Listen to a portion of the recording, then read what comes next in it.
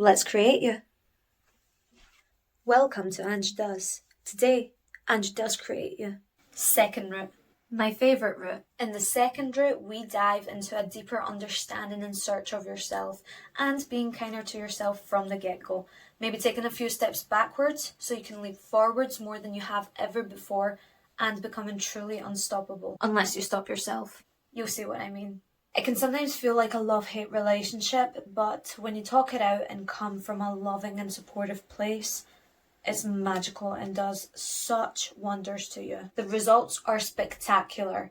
Long-term results are no stress, no anger, no drama, calmness, inner peace, self-worth, and self-love. Doesn't that just sound awesome? Yes, it's what we all want. But yes, this is the hardest part. And even once you've got the flow of it, some days will feel harder than others. This is a constant, ongoing process that will take trial and error for even you after this video. But this is the path of creating your true self, which is the best self for you. You're going to be building true self-worth and true self-love and all of the things I just mentioned. And even better, you're going to achieve them. First things first, start with creating a safe and comfortable space for you. Second of all, get a notepad and write down everything inside of you. If you might need external sources, feel free to do what you need to do in order to open yourself up to you so that you can truly look inside of you. I mean, at the end of the day, you're left there with you. So the relationship you have with yourself is the most important one. So you should really invest a lot of time in it. It's not going anywhere. You can't get away from yourself, so you might as well face yourself in the mirror, which is the next step. Start high-fiving yourself in the mirror the moment that you wake up. You don't need to achieve anything. It honestly improved my life so much and it helped me so much when I done my healing.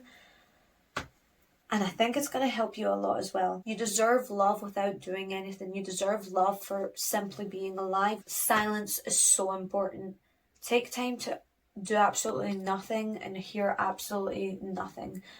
Go to the countryside, go to a cabin in the woods, sit in your room, sit somewhere where you can be alone with yourself, not doing anything, letting the thoughts and the feelings from within resurface and write them down on your notepad. Take time to be with yourself in silence.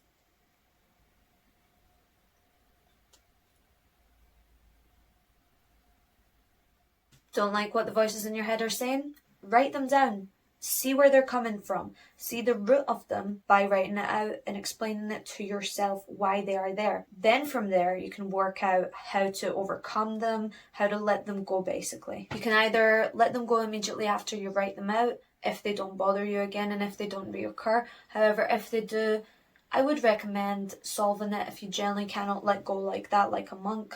Understand where they're coming from, what's triggering them, what are you scared of? And what event or events from my life has this come from? But do not just distract yourself whenever these things arise. That's what they're there for you to solve them so that you can actually truly live peacefully.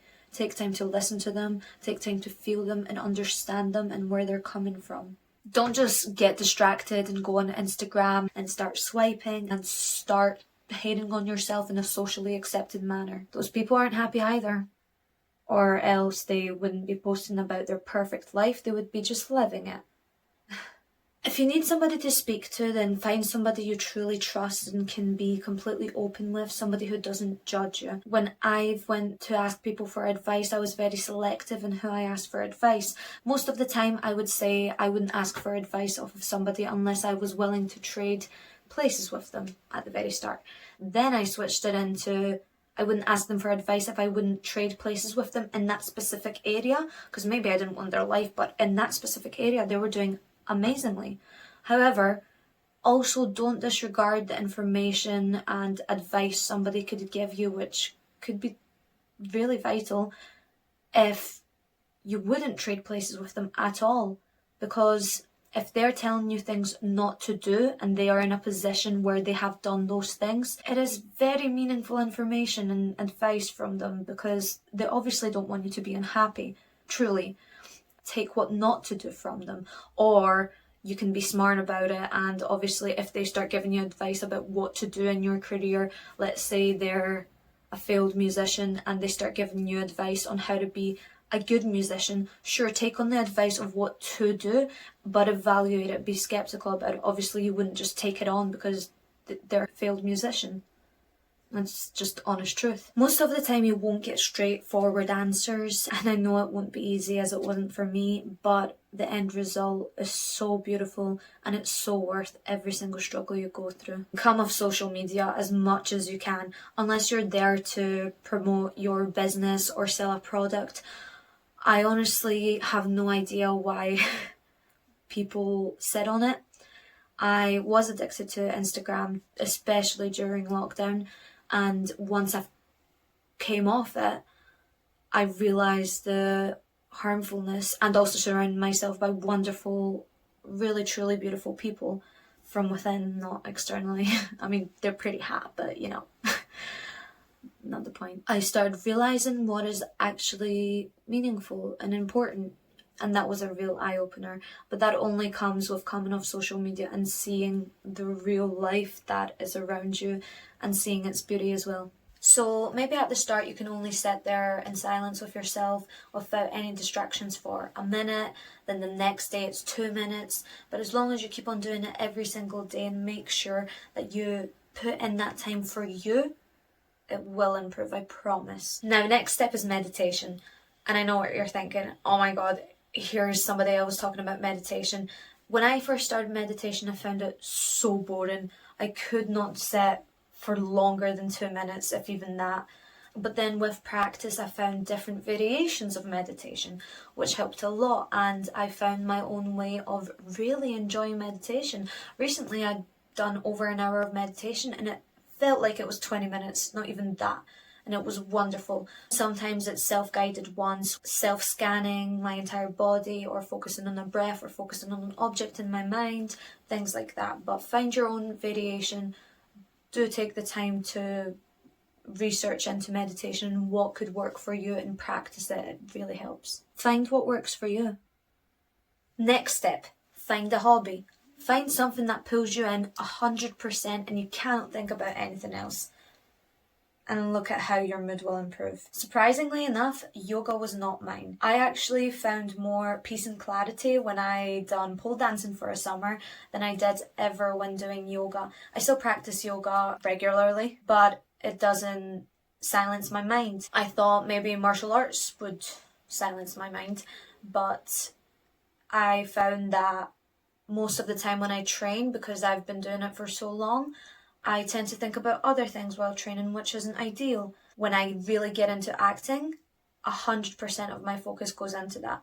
When I create music, 100% focus. Find something that you can focus on 100% and not think about anything else. And what's even better is if you find a hobby or a career that you can express yourself in. For example, in my music, there's almost everything I went through. So if you can find a hobby or a career that does that for you, it's like expressing it, it's letting it go the second it comes into you. It's gone so fast and you've got peace and clarity of mind. Now, the last part that I done is healing, and I done a variation of different healings. I've obviously done meditation to the full extent. I've done different foods to the full extent, if you know what I mean. Different edible things. And I've done crystal therapy, like actual crystals. I've done numerology. I've went to my past lives because I felt like that was necessary. If you believe in that stuff, if you don't, absolutely fine. I've done tarot card readings, something that would feel right within me. Doesn't matter if it doesn't make sense verbally. It feels right within me or within you, you know it's right. I went to the maximum with it. Well, my maximum, I don't care about other people's maximums. Obviously, all of those things, along with the things that I also previously mentioned, like meditation, there was exercise and diet. What you eat is how you look and how you feel, and that is such a big, massive part of our lives. Most people eat 3 times a day. I eat twice a day, sometimes once a day, and I also fast sometimes, which is very important for your health, and it does feel great. Try it. Try whatever works for you. Try. Listen to yourself, because you already have all the answers that you need. I mean, your inner demons are literally there. so that you acknowledge them and work through them in order to live a peaceful life. They're there because you love yourself. What I mean by that is, if they're there, they're a way of putting up a wall or protecting yourself from something. And the reason you're protecting yourself from that is because you already truly love yourself. You understand? You are looking at ways to avoid a certain pain happening again, so you don't have to experience that extortionate amount of pain again. You already love yourself. Acknowledge that. Realize that. Look for proof of why you love yourself.